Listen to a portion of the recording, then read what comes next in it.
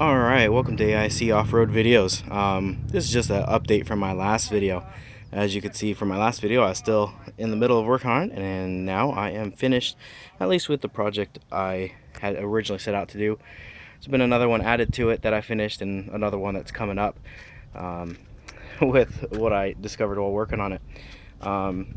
Now, it did take me kind of a couple weeks to get completed, but that's mainly because, well, I don't get a lot of time to actually work on it. I'm trying to show you here the upper control arm here on the passenger side was a bit of a problem. Give me while I get under here. I could not get the jam nut off. If I can get here to the side, and it's kind of hard to see there, but there's a jam nut back there, and I had these too long when I installed them initially. I had them about 3/4 of an inch too long, and it was causing me some problems, and they weren't even. I didn't measure them very well when I first put it on. I didn't know what I was doing, I admit that, and they were too long, so I had to undo them. And the other three, the other upper control arm and the two lower control arms, I was able to loosen that jam nut without any problems at all, really. But this one I just could not get loose for the life of me, and I even took it off, hit it with some heat, did a bunch of other stuff to it to try to get it to come loose. What I ended up actually having to do is jacking up the driver's side. Somebody on somebody on one of the forums mentioned that they get tight when you're flexing, because it turns it and tightens that end of the control arm against the jam nut. I'm like, well, if that's the case, then if I spin it the other way, put pressure on it the other way, it'd come loose. So I jacked up the driver's side further than it normally goes up because the tire hits, and that put just enough pressure on it that I was able to pop it loose, and it worked really well. So if anybody else runs into a problem like that, I highly recommend jacking up. You obviously look at the threads, see which way they're going, and jack up the side that would cause it to turn as if it was being loosened, so you have that additional pressure against, or basically off, the jam nut to loosen it. My next project is to do the to replace the what is this called, tie rod. And while I'm doing it, I'm also going to replace the tie rod ends, because I replaced this one before, but this one is actually quite loose, and I can just wiggle it around. And I've had a little play in my steering, so that should clear that up, I hope. I replaced that one and that one, but I did not replace that one, so I'm going to be replacing that one and possibly this one as well. We'll see.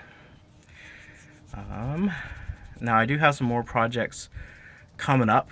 I have a differential cover that I'm getting that's supposed to fit on there. My big worry is clearance for the tie rod, so I'm going to have to put it on there and see if it clears with the wheels turned all the way to one side or the other, because the last thing I want to do is be beaten against my tie rod with just a differential cover. What else am I having? Oh, I'm getting some gaskets in. Getting an oil pan gasket, a rear main seal, valve cover gasket, and the oil adapter gaskets. This one, as you can see, is actually even coming out here, so it's leaking there. I got my bump stops installed on both sides, so that will actually limit some of my overall flex, but it will limit it from hitting up. As you can see, it's hitting there on the spring tower. Trying to think if there's anything else. That's it for right now off the top of my head. Hopefully this Tuesday is when those parts are going to be delivered. If they're here, I'll be doing the work that day, or we'll have to wait till Thursday. I'll put a link to the things. And again, I want to show my appreciation for anybody who's used my Amazon partner link, purchase anything. That's where I get the funds to be able to do a lot of this work. It also helps me keep making these videos for you. I hope they help people. I really do. I know I get some viewers from the forums. I usually post my videos on my build threads, and but I also get a lot of other views that I know don't come from the forums. They either come from direct YouTube links or people searching online. So, you know, if I've helped even just one person, it's my videos are worth it to me. Oh, I did one other thing, which I can't really show you because it's up underneath, but I cleaned out the neutral safety switch. Bleepin' Jeep has a pretty good video on how to do that. If you have an automatic Cherokee, take the time, even if you're not having problems, then, you know, unless you've replaced it recently. The newest Cherokee is over 15 years old now. Take the time, pull it off, clean it out, put some dialytic, whatever it's called, grease in there, and get it working again. My Jeep actually, after I put everything back together, I actually finished up Friday, and I tried to take a drive Saturday morning, and it stranded me. And it was that stupid neutral safety switch. So it took less than 45 minutes from start to finish to get it taken care of. And I wish I'd done it when I first bought my Cherokee. So take the time. It's one of those things that can leave you stranded on the side of the road. It doesn't cost hardly any money. A tube of the grease costs like $3 for a third of an ounce, which is all you need.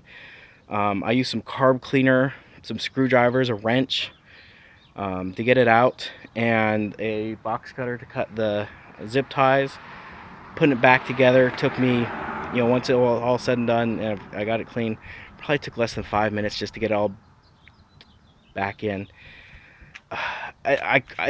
Now that I've done it, I wish I had done it, like I said, a long time ago, and I highly recommend anybody who has a Cherokee with an automatic, clean up and clear out that neutral safety switch so you don't get stranded. It's a dumb reason to get stranded since it's so easy to fix.